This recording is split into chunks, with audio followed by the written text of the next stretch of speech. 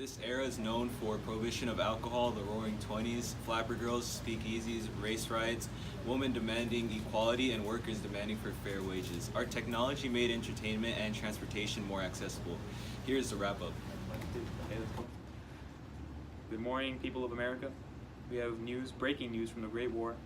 The Russians have exited thanks to Germany, thanks to the Germans giving them a break because they are having their own internal revolution. There's currently the current monarch whites versus the communist reds, and the reds have planned on freeing the workers and having their own rights. But this is going to only lead to communism, and communism is not good. Let me tell you right here, communism leads to anarchy. You can hear it in my voice right now with my stuttering. The anarchy is not good for America, especially right now. And we just are about to hit a Great Depression because I just forgot about that. Hello everybody, my name is Francisco and today is July 14th. We're going to be talking about Nicola Sacco and Bartolomeo Vanzetti's case. Before we get started, the Red Scare is acting up and it has become worse after the Wall Street bombing. This has made immigrants even more suspicious in the eyes of the public. These two gentlemen are Italian immigrants and are being framed for a murder they did not commit. The case that is against them has no strong evidence that makes it seem like they committed the murder. Also, nativists are spreading this case all over the country. Now they are sentenced to death and are going to die by the electric chair. When will we ever have a country that is not so perfect? Good morning. It's November 11, 1918, and I, Patricia, is bringing you exciting news as we see soldiers returning back home from the Great War. Germany has finally signed an armistice that has been prepared by Britain and France. At the start of this year, Germany was in a strong position and expecting to win the war, but fate was not on their side. This has been a long way since war started in 1914. Americans have rejected the Treaty of Versailles and the League of Nations. We will keep out foreign affairs, and now the Great War has finally ended. We regard ourselves as the new world and will leave the old world behind. Thank you for your time, and this is Patricia signing off. Hi, my name is Mariana Gonzalez, coming to you from NBCT News. Today is March 15, 1920. Here in New York, where are no TVs, people found a new way to entertain themselves. Theaters are becoming a big hit. Going to a theater is like a magical experience. People love going to theaters. Some of the theaters are the size of cathedrals. Theaters have movies, plays, and many other things to watch for entertainment. They also have things like dance floors and art galleries. That's it for today, guys. Thanks for watching. See you later. So I'm here reporting at Henry Ford's factory. Henry Ford created the production line for vehicles in the first year. In the first full year of his business, he accomplished to create 1,700 cars. He took the idea from Mercedes-Benz for the automotive vehicle, but sped up the production time. This year, they just released the Model T. It is a 35 horsepower engine car 35 horsepower car, and weighs 14 pounds per horsepower. It was sold for $825. Henry Ford helped find General Motors. Good morning. We are recording from New York in the 1920s. We are the Harlem Renaissance, take life, and where the African American wake the arts and music. In the 1920s, African Americans created a new social and cultural landscape. African Americans went from the north of the country to the south of the country in large numbers of persons at the same time. And the Harlem Renaissance was the rebirth of African American arts. It was also called the New Negro Movement. The Harlem Renaissance spawned from until the mid-1930s.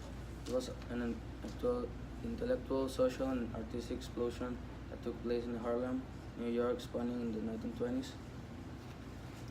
The movement also included the new African American cultural expressions across the urban areas in Northeast at the Midwest United States, affected by the African American Great Migration, of which Harlem was the largest. Street was centered in the Harlem neighborhood of the borough of Manhattan in New York City. Many Francophone black writers from African and Caribbean colonies who live in Paris were also influenced by the Harlem Renaissance. And thank you guys. Good morning, this is Kaylin Segredo with the Morning News. Today the hot topic is flapper girls. These young girls are partying at night, going to speakeasies and bars, but wait, that isn't the craziest thing yet. These flapper girls are having their dresses made like shorter and looser. Plus, they cut their hair short and they're having these waves be styled in their hair. These girls are starting a trend right now. They're starting to wear more makeup, and look at this picture of the girls partying. They look so happy. They look so happy out there. Hello, good morning. My name is Damien Perez, and I'm here reporting live from Germany on motorcycles. The first motorcycle was made in 1885 and was designed by William. There has been a lot of motorcycle sales, and a lot of people have been buying motorcycles, even though they're not safe. But I'm gonna finish it off with that. Good morning, America. You're here today with Samantha Rajon, and I hope you're all having a beautiful day, and here are your morning news. Alcohol has been taking over America and is causing a lot of conflicts between the citizens. There is this apparent war between the wets and the dries. The wets are said to be against the prohibition that has been passed to ban alcohol, and this includes congressmen, men, and people in the city. And this only caused them to obtain alcohol illegally, and they believe this prohibition led to an increase of illegal activity, and it did not stop what it was created to prevent. The dries, on the other hand, believe the prohibition benefited America, and the prohibition was good for America because men were bringing their paychecks home and there was less abuse between the marriage. People who were on the dry side included many women because of the abuse caused by the alcohol and the rural area populations. The dries represent this group called the Anti-Saloon League. This contentious struggle with the Anti-Saloon League came to a heated vote, but they won. Now, due to this, there will be a new amendment passed that will impose the prohibition nationwide. What are your thoughts on this sticky situation? Are you all for the wets and think drinking your heart out is the way to go? Or do you believe being a clean, dry is what people need? Well, we'll see you tomorrow at the same time. Hope you have a beautiful day. Hello, ladies and gentlemen. This is Krista giving you Detroit's free news. Fall found guilty. New trial plea. Albert B. Fall and Edward L. Donnie, whose youthful friendship of prospecting days in the West persisted after one had become a cabinet officer and the other a millionaire oil operator, heard a $100,000 transaction between them. Bribery today by a federal jury. Fall was judged guilty of accepting that sum as Secretary of the Interior in return for granting the Elk Hills oil lease to Donnie's company. It was the first conviction of a cabinet officer for felony in America history, and likewise the first in any of the criminal cases growing out of the oil scandals of the Harding administration. Back to you, John.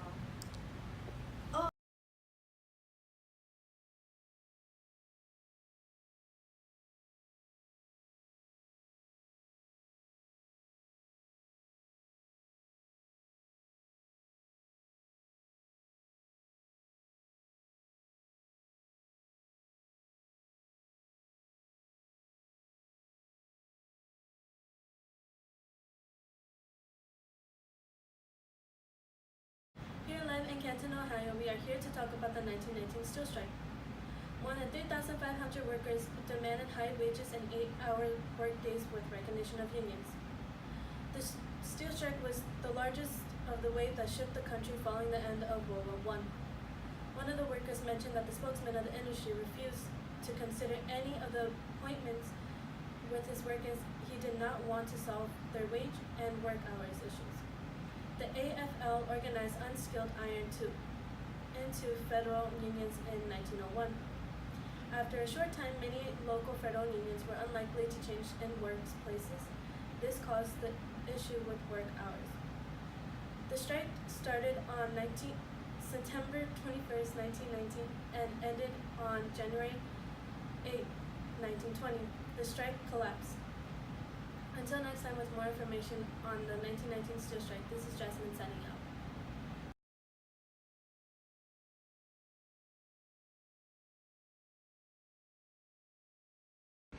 Good morning, my name is Jocelyn Hernandez coming to you from NBCT News.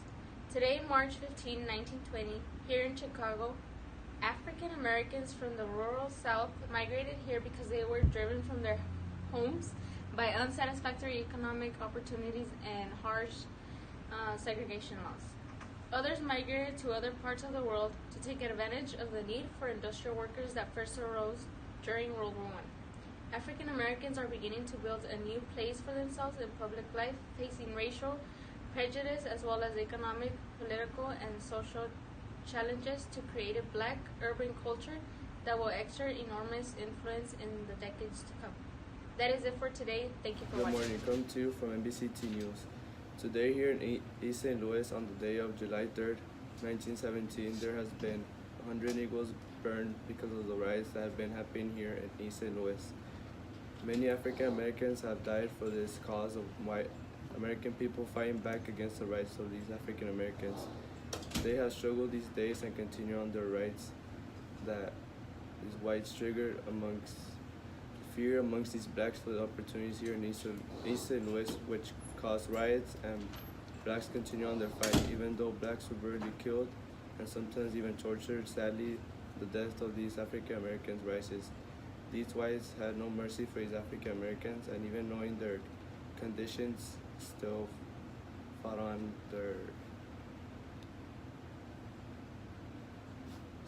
which caused tension amongst blacks. These riots in East St. Louis are to be remembered for so much death tolls and great chaos amongst these races, on such destruction that has occurred here, and people hope for better times for all that has happened here in the town of East St. Louis.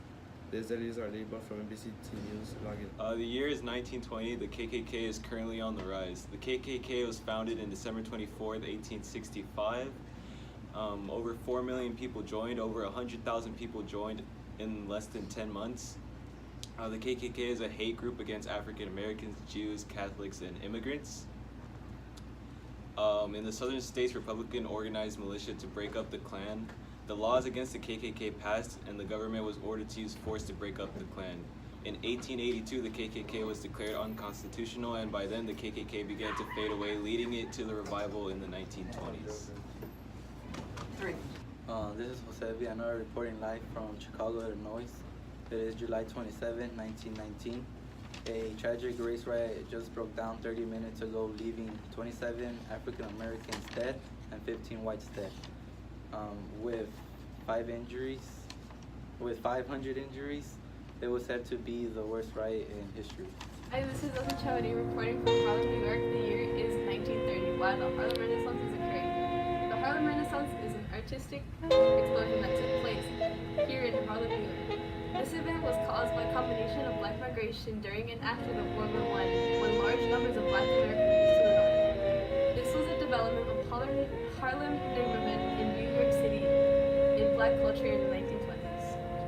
The Harlem Renaissance is also a time where jazz boomed out and gave black Americans opportunities for stage work to Harlem Renaissance is also a time where jazz boomed out and gave black Americans opportunities for stage work that had previously been withheld. At the center of the stage revolution was the versatile Paul Robeson. He was an actor, singer, and writer who was also considered inspirational but approachable figure. Robeson believed that arts and cultures were the best paths for the black Americans to overcome racism and make advances for the white-dominated culture. This event was mainly based on black Americans and their freedom to do more like white Americans. That's all the time I have for now. This is Elsie signing off. Good morning, America. I hope you're all having a beautiful day, and I am here with your morning news. Everyone is going mad after listening to Sojourner's Truth speech, Anti-Woman. If you were not there, you must have heard about it for sure. A little summary about the speech is Truth stating the vision of society towards women. She is a woman, yet she isn't treated like one. Why, you may ask? Because she is African American. As you can see here in back of me, there is a protest by women who want to be heard. Here next to me, I have Samantha Errejon, her mother, and her daughter. Miss Errejon here wants a better world for her kids. She is tired of being paid less, being treated like less, and not being able to make her own decisions. Even with all these protests and speeches, we still haven't seen any changes. What are your thoughts about women's rights and them not getting the treatment they deserve? Well, that's it for your morning news. Lupe is out. After 70 years, women fighting for gender equality and women's rights, it is informed that the 19th Amendment was ratified. This gives women the right to vote, prohibiting any U.S. citizen to be denied the right to vote based on gender. This is thanks to the women's suffrage movement and the National Women's Suffrage Association. who helped push for an amendment to the U.S. Constitution. Women's role in American society has changed drastically, where we are working more, receiving a better education, and several states have authorized female suffrage. This is a step for equality to all Americans. My name is Karina, live from Washington, D.C. I'm live. Breaking news. In 1920, airplanes have been upcoming. There has been a lot of passengers, and in like 1926, there has been over 40,000 passengers flying using airplanes. Hello, ladies and gentlemen. My name is Francis Scott Keith Fitzgerald. I was born in September 24, 1896. I'm an American writer, and my work illustrates a jazz age. My greatest work is called The Great Gatsby. I began planning this novel in 1923. I was inspired by the parties I used to attend when I would visit Long Island Smoke Shop. I decided to create something new, something extraordinary and beautiful and simple, and intricately patterned. My story, The Great Gatsby, is a story told by main character Spring. He was once Gatsby's neighbor. It tells the story sometime after 1922, when the incidents took place. As the story opens, Nick has just moved from the Midwest to West End, Long Island, seeking his fortune as a bond salesman. As for now, I have nothing more to say.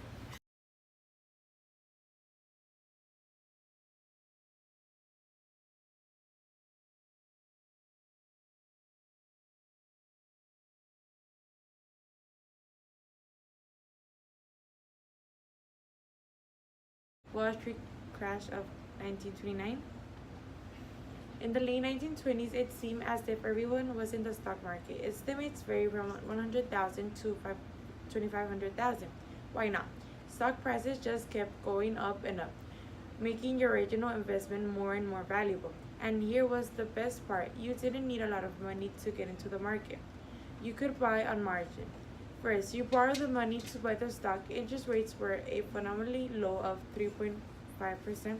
Then you put up the stock as collateral for your loan. Simple as money. If stock prices go up, you collect your dividends. If the price dips, you raise a little cash to cover your loss and wait for the market to rise again. In 1929, so many people were buying on margin. Then they had run up a dip of $6 million. The prosperity couldn't last forever. So on September the 3rd, the market dropped sharply, only to rise and drop again. It was like tremors before a big earthquake, but nobody paid attention to the warning. The market had dropped temporarily before, but it always came back stronger. The market dipped sharply again on October the 4th. Some began to scared as the market continued to decline. Then they panicked. October 21 saw an avalanche of selling as many tried to salvage something from their loss. On October 24th, which is the famous Black Thursday, the panic took on a life of its own as selling orders overwhelmed the exchange's ability to keep up with their transactions. Some Wall Street financiers tried to inspire confidence by buying as many shares as they could. It worked, but only temporarily. No, for that much time. Friday and Saturday saw sales drop and a glimmer of hope return. On Monday, the panic started again. And then came Black Thursday, October 29th. The panic on the exchange floor changed to Badland, which is when everyone started screaming at once. According to one observer, they hollered and screamed. They clawed at one another collars. It was like a bunch of crazy men. Everyone, once in a while, when Radio or Steel or Auburn would take another tumble, you'd see some poor devil collapse and fall in the floor. This was the crash, although few could see it at the time. The market continued its decline, but never as dramatic. $30 billion had been lost, more than twice the national debt. The nation reeled and slipped into the depths of the Great Depression. Lots of people were falling off the ceiling from the stress that their money was lost. They preferred to die, and their easy way was throwing themselves from the ceiling. The Wall Street crash of 1929, also known as Black Tuesday, October 29. The Great Crash, or the stock market crash of 1929, began on October 24th 1929, which is the Black Thursday, and was the most devastating stock market crash in the history of the United States, acting as the most significant predicting indicator of the Great Depression when taking into consideration the full and extent duration of its after effects. The crash, which followed the London Stock Exchange's crash of September, signaled the beginning of the 12-year depression that affected all Western industrialized countries.